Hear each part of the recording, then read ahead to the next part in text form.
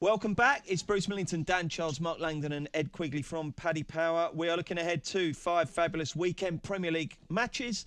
And we'll start with the best of them all, 12:30 on Saturday, Man United versus Tottenham. Ed, take it away. How do you bet?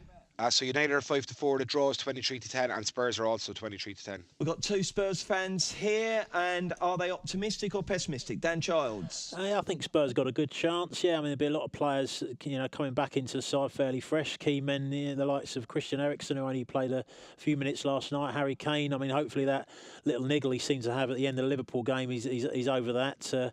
Coming back in. I mean, it's still a tough.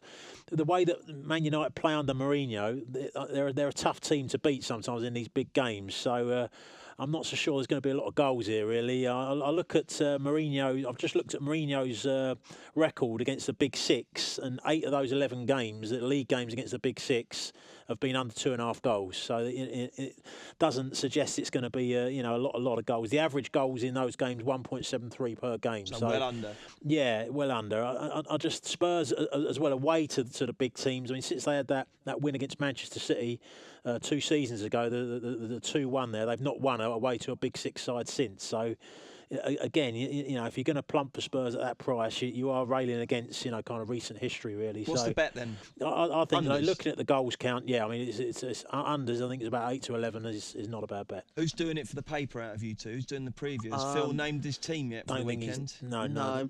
Probably be me. I tend to get that sort of Saturday early one. I like the unders as well. I don't think it matters who gets okay, it. Good. I mean, I've got all those notes down about United under Mourinho, but Tottenham also last season against the Big Six, 7 out of 10 were under 2.5. I think Pochettino, the way that he sets his team up, I mean, it can be aggressive if they get the early goal because then they play on the counter attack. But they don't like forcing the issue particularly. Early on away from home. He's quite happy to kind of sit back. I mean, they've got a very good record. They've won their last 6 away matches in the Premier League, but none of them were Old Trafford. So I think you have to. It's one thing winning at Leicester and Hull and Huddersfield, quite another going to United, who are undefeated in a long time at home. I think it's going to be low scoring. I think it could be a draw as well, which are just playing to the hands of Manchester City. But yeah, under 2.5 for me. They were very pessimistic last week, Ed, and I told them not to worry. I said they'd blow Liverpool away, and Tottenham will win this. Believe me, they're just better than Man United. Boring, horrible Man United. They're moderate. Tottenham will finish second in the league, and they'll win this one 2-0.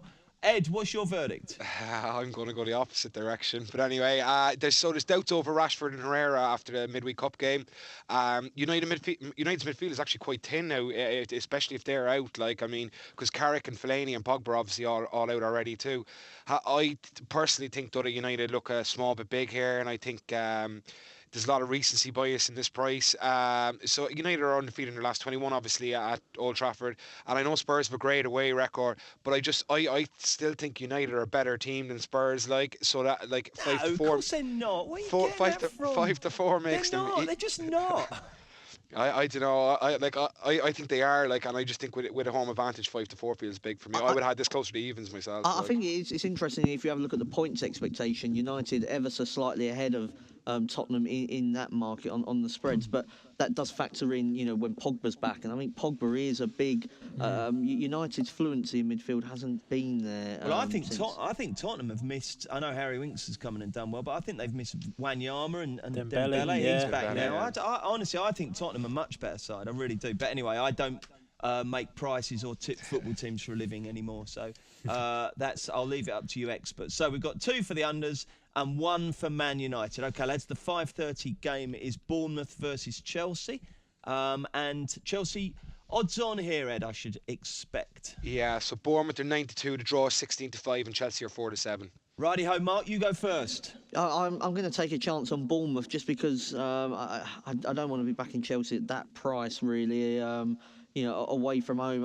Had Watford taken their chances we just probably spent all week talking about Chelsea in crisis because they were horrendous for a large part of that game against Watford. Could have been 4-1 down or whatever. I mean, Watford were very good, but I mean Chelsea were and Conte on the sideline didn't seem to know what to do next at one stage, and eventually the guy that he really doesn't rate in Batshuayi, that's got the excellent minutes per goal record, got him out of a bit of trouble, and that there was a defensive error in there as well. But I mean, this follows on from a team that's already lost to Crystal Palace and Burnley. I thought they were outplayed for spells by Watford and against Arsenal. Roma battered them in that 3-3.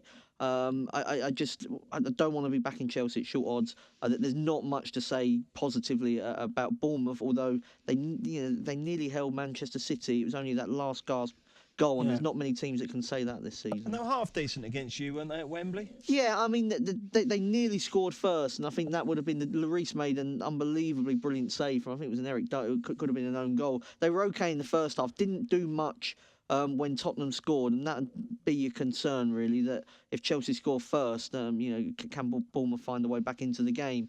I just think at the prices, I'd rather take a chance on the cherries. Just on the value, Mark's picking the cherries. Dan, what do you reckon? Yeah, I'd be a layer of Chelsea here. Bournemouth or draw, double chance. I think Bournemouth's they are starting to gradually pick up. Looking at the last 4 games, Leicester at home, the 0-0, they were dominant in that game. Should have won the game.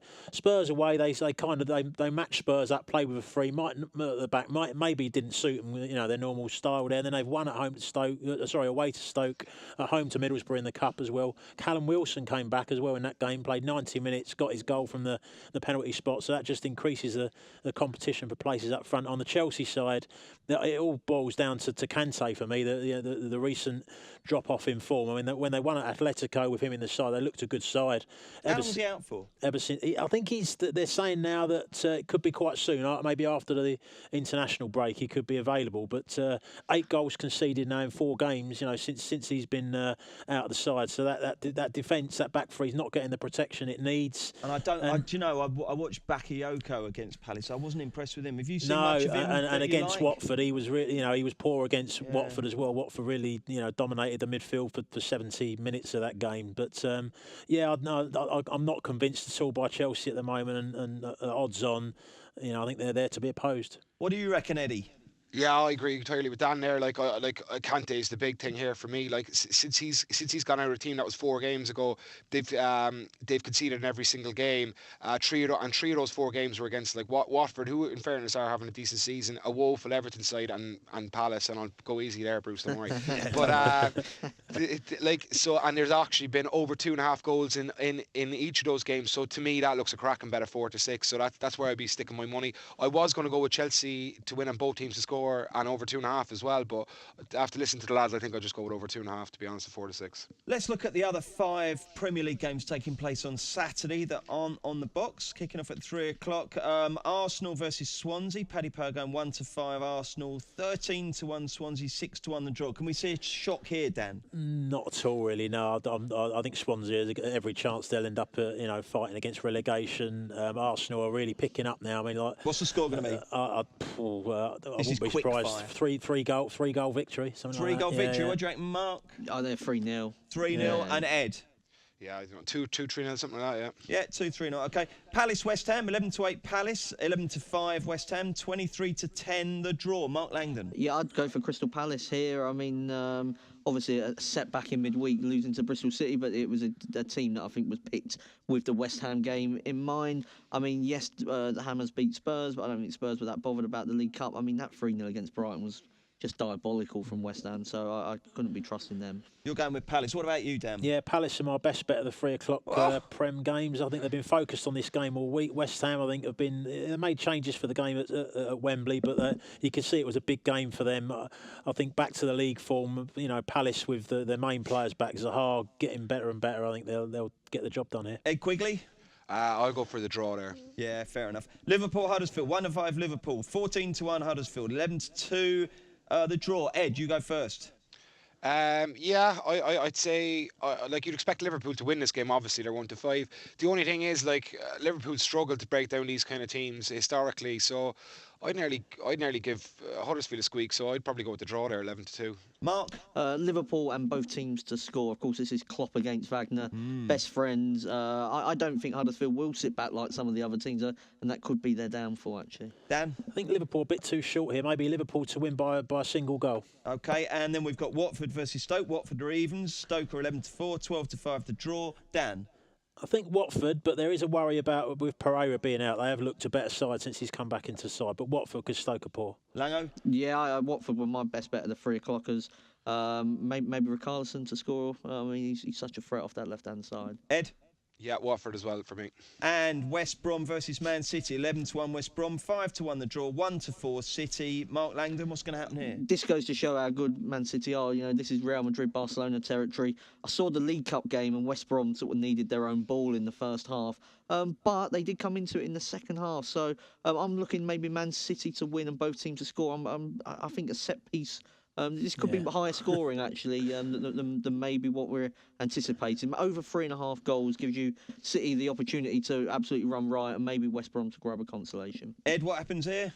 I'll go for the draw at 5-1, just because City had, I suppose, they had 120 minutes during the week, and I just think the 1-4 seems very short limit for a team away in the Premier League. So 5-1 draw for me. Daniel? No, pretty much everything that Mark said. I think West Brom will cause the odd set piece threat for City, but City are going to run right at the other end. So City to win and both teams to score. Let's get the naps. This will not be beaten. I'm going first. Watford at even money to beat Stoke. What a great price that is. Dan Childs. I'm going to go for Middlesbrough away to Reading in the Championship. They're probably expected to do better than they have so far, but they're unbeaten in 5 away in the league. Reading are nothing like the team that got to the playoff final, missing Kermorgan up front.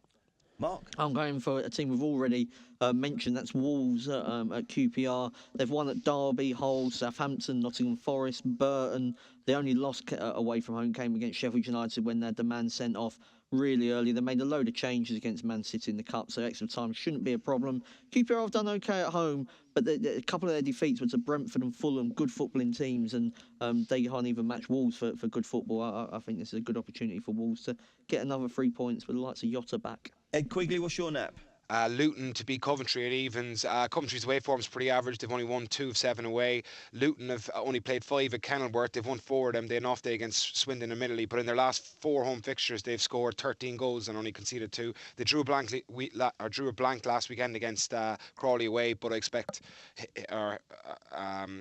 Barry, Collins and Hilton to all be on the score sheet again. Yeah, so Luton at evens for me is far too big. OK, so Ed's gone for Luton at evens. Dan's gone for Middlesbrough at 11-8, and Mark has gone for Wolves at 11-10. If you want the treble, that's pretty tasty. If you're really mad, you can also add my nap, which is Watford at even money.